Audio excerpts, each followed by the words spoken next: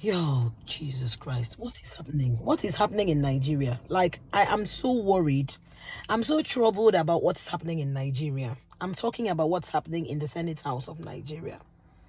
Where we all of us can see what is happening in full glare of everyone. Everyone is seeing how a senator, as highly placed as a senator is in Nigeria, is being humiliated and punished as though she's a criminal. What has she done wrong? She raised a complaint. She complained about sexual harassment.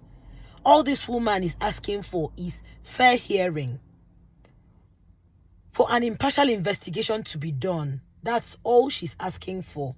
She's not asking for too much. She's not even saying, oh, the Senate president, oh, you've done this. Because of that, you should be punished straight away. Anyway, she doesn't even have the powers to do that.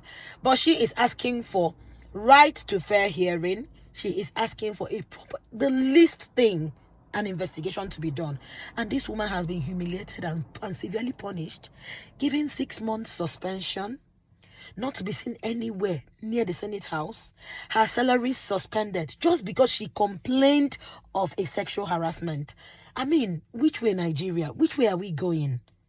I mean, in 2025, a woman's voice is still being this subdued.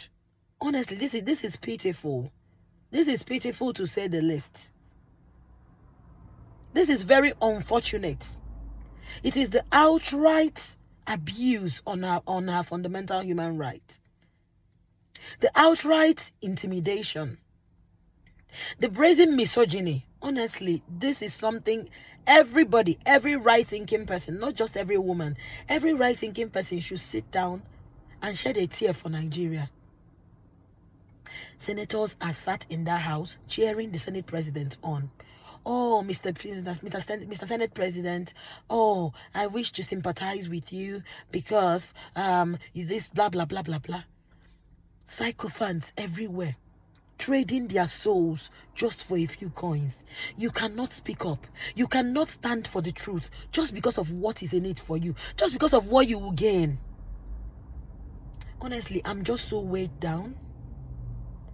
I'm just so weighed down by the proceedings on this case. Before she left the house, she said this injustice shall not be sustained. Even the right to speech was even denied of Senator Akpoti. They turned off her microphone. That means they were shutting her up. That's gagging someone. You don't want her to talk. You don't want her to speak. And we have female senators sat in there. What am I even saying? Senator Ireti Kingibe even signed. She was one of those that signed her suspension. She was one of them. And tomorrow we're saying few women in politics. Women are not coming out in politics. Why would a woman come out in politics in Nigeria when someone as highly placed as a senator has her voice stifled in the house? Talk more of a girl on the street. How is someone going to speak against rape? How do you talk about sexual harassment? Where do you get the wherewithal to talk about it when someone as highly placed as the senator is being punished? Is being punished for recounting her own experience. Her own experience. She's not even talking about somebody else. Her own experience. Just because someone feels he's the Senate president, you use an abuse of your office just to shove things, to put things, just to cancel out. If you're called out, you cancel it, you shush the person, you intimidate the person. Honestly, this is serious. I don't know if people have been watching, but I know that this has been in the news for like a week now, and we are all watching. We are watching, but in dismay of what is happening. This woman has been punished as though she was as though she's a criminal. How do you give someone 6 months suspension without pay? How do you tell someone who hasn't even done anything wrong not to vacate her position, to vacate her office, and not to be seen anywhere close to the Senate? Even to the point that they also actually wanted to suspend her staff remuneration. If not for Senator Jizokalo, who said no, that shouldn't be done, that her staff members should be left, and then their salaries should go on. What kind of human beings do we have in Nigeria that people cannot speak the truth? And then, to my uttermost shock, the wife of the president, I don't know how many of you heard what she said. Look at what she said. She was actually literally shaming the senator. Oh, that after all, 12 years ago, she was in that same office, and when she was younger, all you need to do is you stop them before. Is that how sexual harassment happens? Who goes to work prepared to be sexually harassed? Who goes to work prepared to be sexually abused? Who goes to work prepared for an accident, in quotes? This time around, this is not an accident, but it is akin to it. Who prepares for things like that? What do you mean stop the person before it happens? What exactly does that mean? Sexual harassment is all on the abuser, is all on the person, on the defaulting party. Why are we blaming the victim? Why are we shaming the victim? Why? And we have highly placed women who are supposed to who are supposed to be behind this woman and speak solidly and be very objective. They are just there talking rubbish, saying nonsense. Okay, no problem. She was assigned a new seat and she disobeyed that.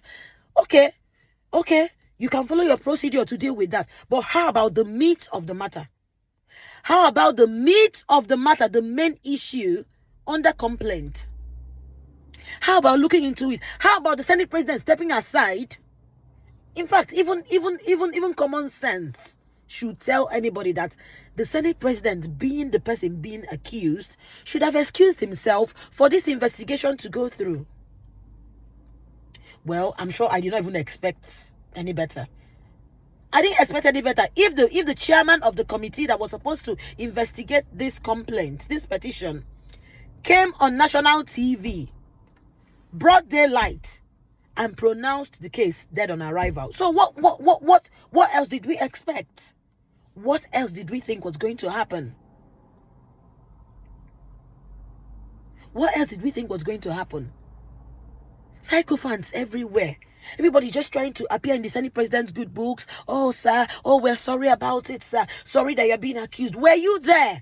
How do you know he didn't do it? Were you there?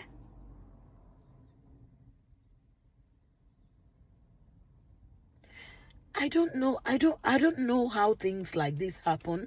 And some people are very comfortable, sat on their oars, not doing anything.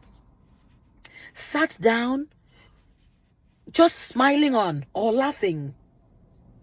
Even the senators that were sat beside Senator Akpoti, they were laughing while she was being escorted out, while she was being led out of the Senate house. They were laughing because guess what? They were not born of a woman. Guess what? They are not women. Guess what? They don't have daughters. Guess what? They don't have sisters. And most importantly, they don't have conscience.